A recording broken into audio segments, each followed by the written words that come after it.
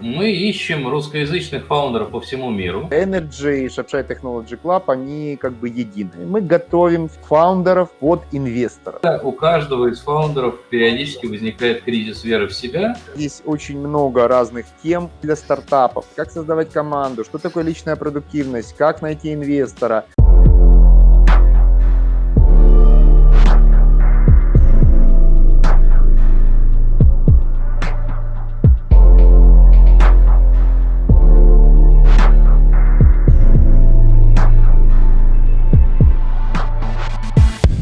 Привет из солнечного Тель-Авива. Это передача Shopshy Troubleshooting. У нас сегодня в гостях Андрей Табуринский, партнер Energy Ventures, фаундер Around Capital. Андрей, привет.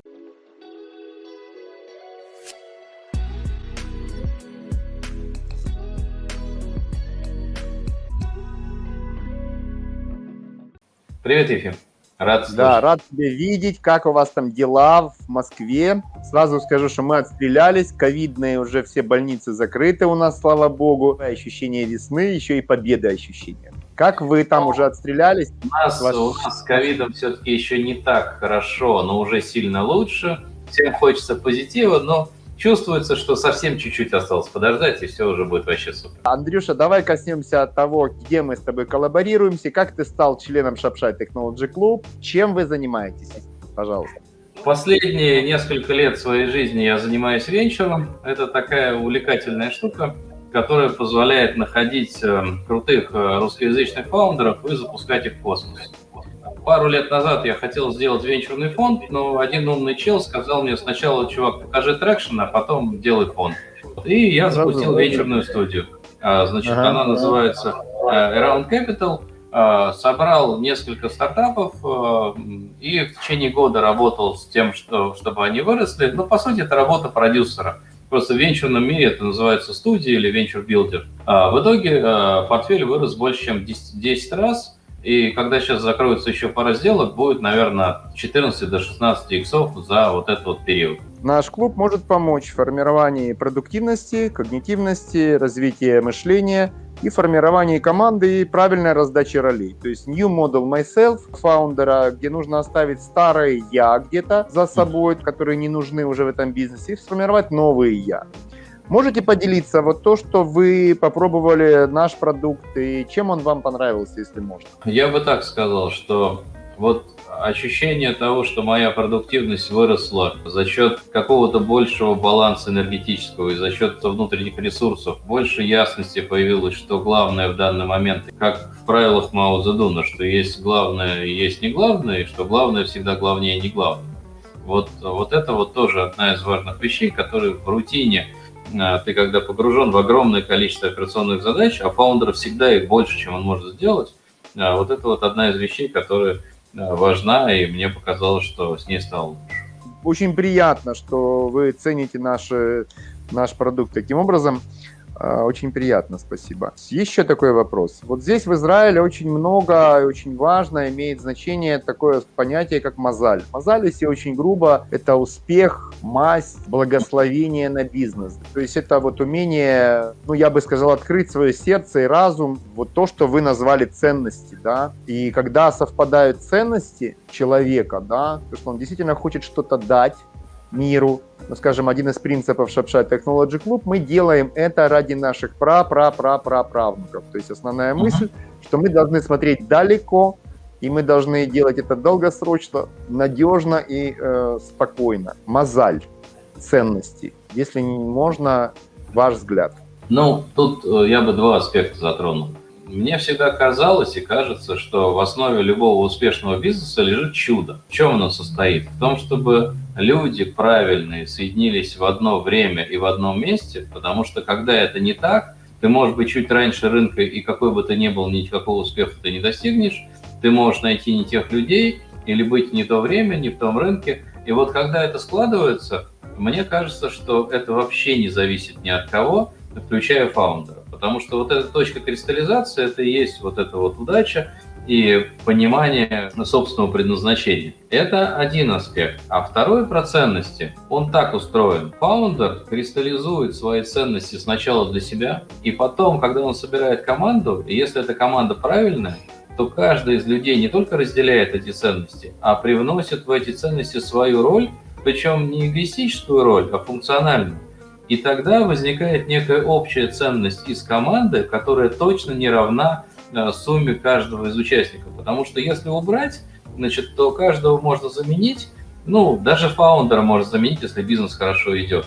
Но основная ценность образуется вот в этом таком квантовом облаке пересечении возможностей и вер разных людей. Это бывает крайне редко, но у всех успешных компаний это точно есть. Вот для меня критерием инвестирования, поскольку я в ранней стадии работаю, всегда являются два фактора. Бесконечного размера рынок и люди. Если рынок маленький, даже если суперкрутые люди, это просто неинтересно, потеря времени. А вот когда рынок большой и люди по-настоящему крутые, то тогда ценность это является критерием, потому что нельзя построить миллиардную компанию, можно дать миру ценность. И тогда эта ценность начинает обмениваться на деньги, иногда на очень большие. Но если фаундер гонится только за деньгами, то он далеко не убежит, потому что у него размывается ощущение ценности. Вот очень для меня пример Илона Маска, который совершенно точно летит на Марс не для того, чтобы заработать миллиард. Ему наплевать на миллиард. Но в силу того, что он создал новую ценность, там все хорошо и с деньгами. Вы знаете, я рад, что... Вообще я считаю чудом, что действительно такие люди, как я, вы, встречаемся и создаем эти ценности, потому что это действительно чудо встретиться и раствориться в этой красоте, да, потому что деньги действительно не являются самым главным на этой планете. Самым главным является твоя ценность, что ты оставишь своим прапраправнукам, что ты дашь этому миру, да, разумная, добрая, вечная, если брать классику. Очень здорово, что ценности Energy и Shopsite Technology Club, они как бы едины. Это очень здорово. Как бы основное, чем мы занимаемся, Shopsite Technology Club, мы работаем по всему миру с фаундерами и с инвесторами. Мы готовим фаундеров под инвесторов. То есть мы готовим их продуктивно, мы готовим их разумность, мы готовим их, чтобы они могли соответствовать запросам инвестора. Да. Второе, чем мы занимаемся, мы готовим продуктивность не только фаундера, но и его команды. То есть когнитивность команды, развитие команды, память, сонастройка. Вот то, что вы сейчас очень правильно назвали, не группа набранных сотрудников, а именно команда. То есть у нас очень много командообразующих систем, и здесь я не побоюсь, но мы считаемся номер один в мире по работе с продуктивностью и по работе с выстраиванием процессов, семейный трэблшутинг, потому что очень много очень важные вещи, что у фаундера творится там в семье, потому что как только начинаются какие-то неправильные эмоциональные процессы, то начинает что-то происходить и с бизнесом, если вы заметили. Одна из основных задач Shopsite Technology Club – это еще и уравновешивание вопросов семьи. В Shopsite Technology Club есть три основных продукта. Первый продукт – это личная продуктивность фаундера. Второе – это семейный трэблшутинг. Мы приводим в порядок его семью, потому что это основа основ, потому что он и она, и дети – это одно целое. И третье – это бизнес-консалтинг, который уже связан с построением исходного кода команды. Команда как целая, команда как организм живой. В первую очередь мы работаем с когнитивностью фаундера, с развитием когнитивности членов его команды. Мы очень много используем различные методы, которые связаны, упражнения на развитие памяти, на когнитивность, медитации, потоковые состояния и, по большому счету, инсайтовое мышление – это то, чему мы учим фаундера. Итак, давайте коснемся ваших основных направлений. Вот венчурный фонд, да, Energy. Что он делает, как он работает, будьте любезны. Energy работает исключительно с русскоязычными фаундерами. Мы специально сконцентрировались на этом рынке, живущими в разных странах мира, не только в России, в СНГ, и в Штатах, в Германии, в UK и так далее. Значит, и наша задача находить фаундеров, которые вырастут, сделают 10x за год, за два, и, собственно, всяческим образом содействовать их росту. То есть мы не только даем деньги, мы даем там, где надо экспертизу, где нужно связи, и делаем мы это за счет того, что мы community-based фонд. То есть мы объединяем в своем фонде некую инновацию, опыт венчурной студии и классического фонда. Как мы это делаем? У нас порядка сейчас 12 будет до 20 адвайзеров, которые ручками работают в стартапе. Это две категории людей. Это несколько продвинутых иностранцев, VC-шников в основном. Один там, например, на Синдус работал 10 лет в Qualcomm, это топ-20 венчурных фондов. Значит, другой американец возглавлял UBS в России. Там третий сидит в Нижнем Новгороде, тоже американец, и умеет продавать русских инженеров по всему миру.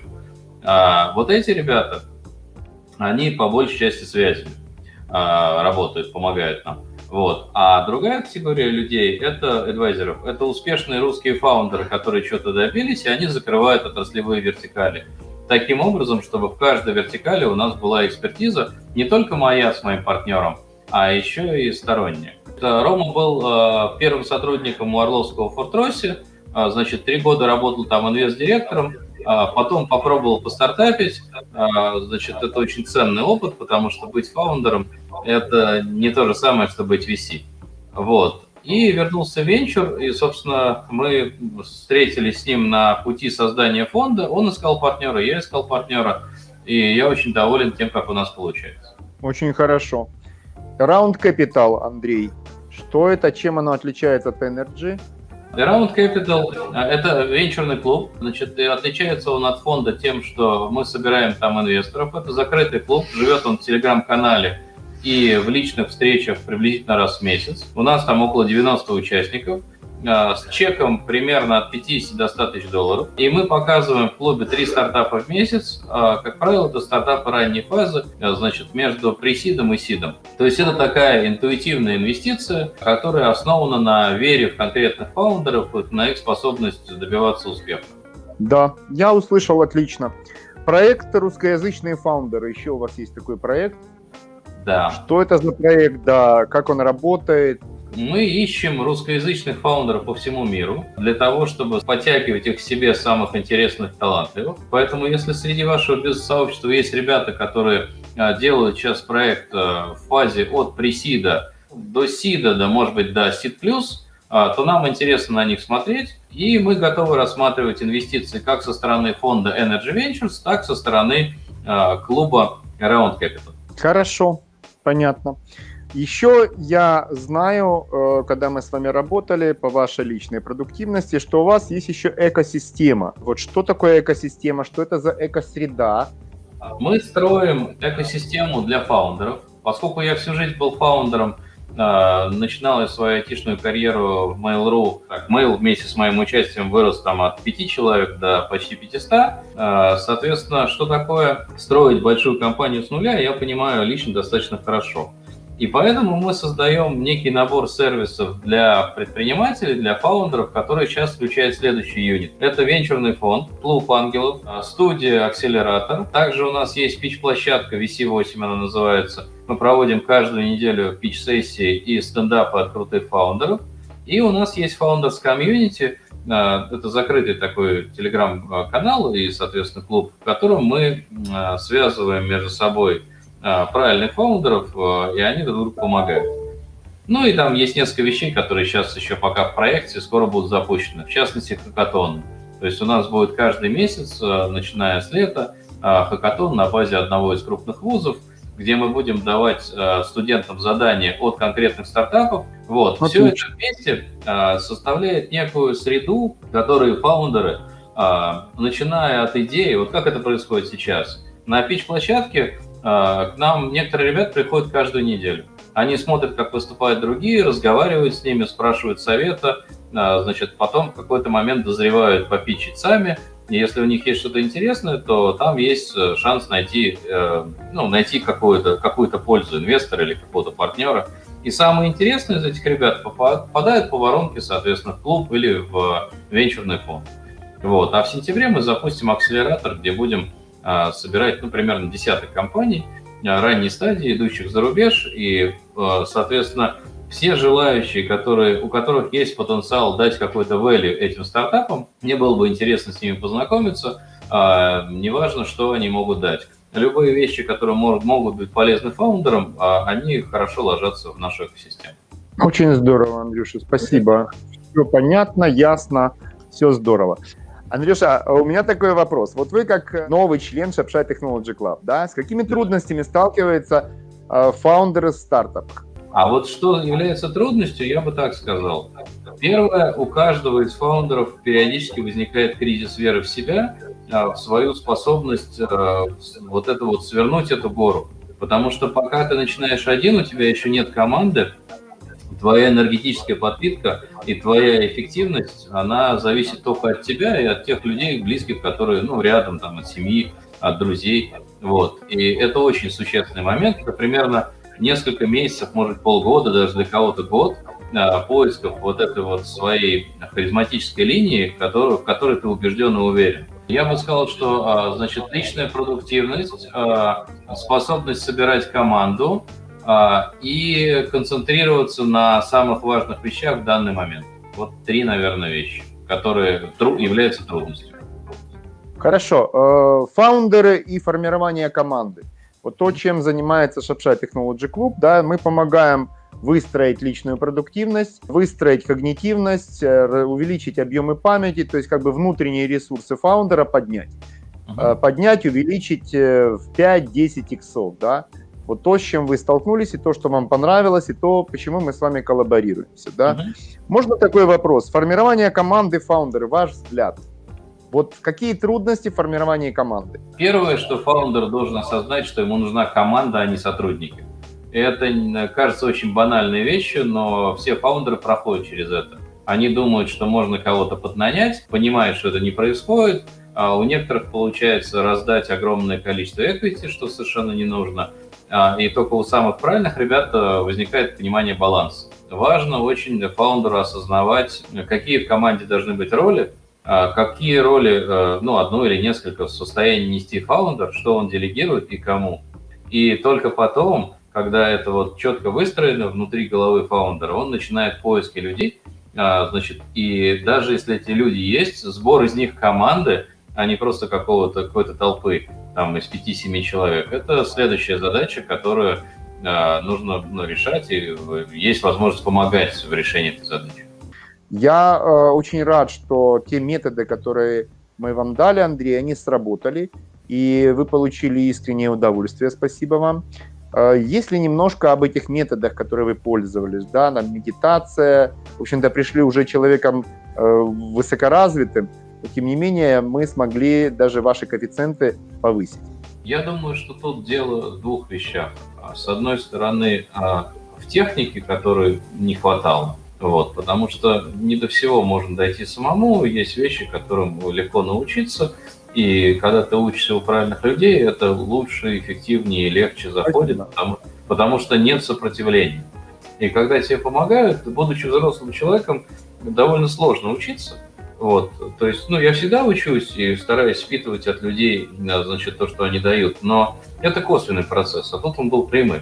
И вот когда речь идет о каких-то практических вещах, которые, ну, что-то я умел делать и раньше, значит, ну, тут я бы так сказал, что все более-менее разложилось и стало на свои места. Все стало на свои места, в первую очередь. Да, да, и как раз это создает некую целостность и возможность использовать какие-то практики, какие-то навыки, которые у нас получились в силу совместной работы, постоянно. То есть не как это обычно бывает от каких-то курсов или там от коучей, когда тебе что-то залили, какой-то контент, ты его воспринял, 5% у тебя осталось, остальное просто забыл.